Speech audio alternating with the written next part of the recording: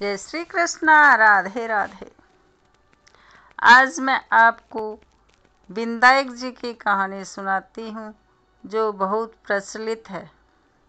हमेशा व्रत उपवास के समय कही सुनी जाती हैं।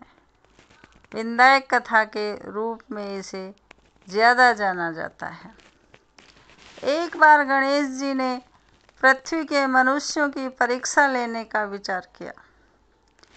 वे अपना रूप बदलकर पृथ्वी पर भ्रमण करने लगे। उन्होंने एक बालक का रूप बना लिया।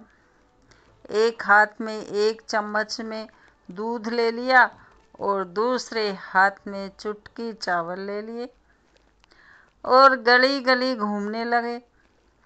साथ साथ आवाज़ लगाते चल रहे थे, कोई मेरे लिए खीर बना दो, कोई मेरे लिए खीर बना दे। कोई उन पर ध्यान नहीं दिया, बल्कि लोग उन पर हंस रहे थे। वे लगातार गांव के बाद दूसरे गांव इसी तरह चक्कर लगाते हुए पुकारते रहे, पर कोई खीर बनाने के लिए तैयार ही नहीं था।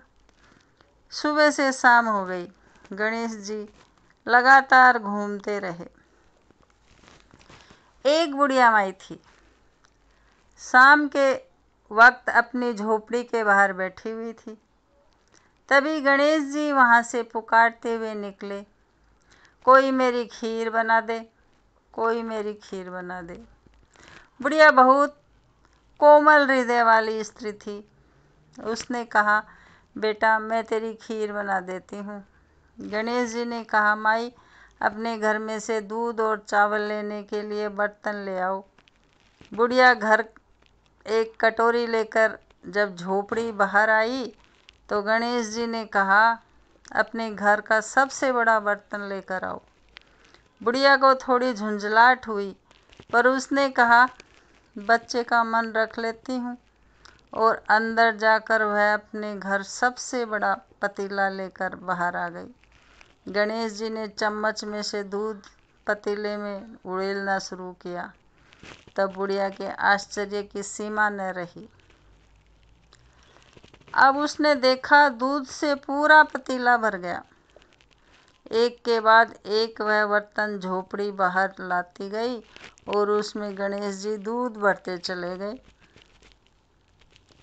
इस तरह से घर के सारे बर्तन से लबालब भर गए। गणेश भगवान ने बुढ़िया से कहा, मैं स्नान करके आता हूँ, तब तक तुम खीर बना लो, मैं वापस आकर खाऊंगा। बुढ़िया ने पूछा, मैं इतनी सारी खीर का क्या करूँगी? इस पर गणेश जी बोले, सारे गांव को दावत दे दो। बुढ़िया ने बड़े प्यार से मन लगाकर खीर बनाई। खीर की भीनी भीनी मीठी मीठी खुशबू चारों दिशाओं में फैल गई। खीर बनाने के बाद वह हर घर में जाकर खीर खाने का न्योता देने लगी। लोग उस पर हंस रहे थे। बुढ़िया के घर में खाने का दाना नहीं और यह सारे गांव को खीर खाने की दावत दे रही है। लोगों को कुतूहल लगा हुआ और खीर की खुशबू से लोग खींचे उसकी बुढ़िया के घर आ गए। सारा गांव बुढ़िया के घर में इकट्ठा हो गया। जब बुढ़िया की बहू को दावत की बात मालूम हुई तब वह सबसे पहले वहां पहुंच गई। उसने खीर से भरे पतीलों को जब देखा तो उसके मुंह में पानी आ गया।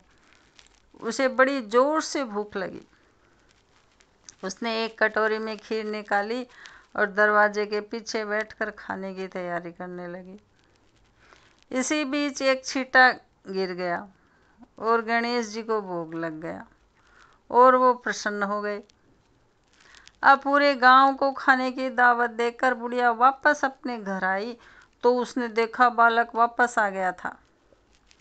बुढ़िया ने कहा, बेटा खीर तैयार है, भोग लगा लो। गणपति जी बोले, माँ भोग तो लग चुका, मेरा पेट पूरी तरह से भर गया, अब तू खा, अपने परिवार और गांव वालों को खिला। बुढ़िया ने कहा, यह तो बहुत ज़्यादा है, सबका पेट भर जाएगा, उसके बाद भी अब खीर बच जाएगी। उस बची खीर का मैं क्या करूँगी। इस पर गणेश जी बोले, उस बची खीर को रात में अपने घर के चारों कोनों में रख देना। और बुढ़िया ने ऐसा ही किया।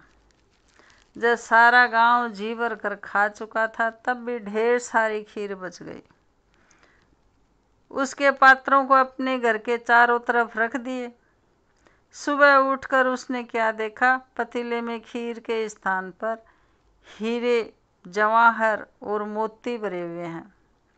वह बहुत खुश हुई। उसकी सारी दरिद्रता दूर हो गई और वह आराम से रहने लगी। उसने गणपति जी का एक भव्य मंदिर बनवाया और साथ में एक बड़ा सा तालाब भी खुदवाया। इस तरह उसका नाम दूर दूर तक प्रसिद्ध हो गया। उस जगह पर वार्षिक मेले लगने लगे और लोग गणेश जी की कृपा प्राप्त करने के लिए उस स्थान पर पूजा करने और मान्यताएं मानने के लिए जाने लगे। हे गणेश जी महाराज, सबकी मनोकामनाएं पूरी करना जैसे बुढ़िया की करी हो।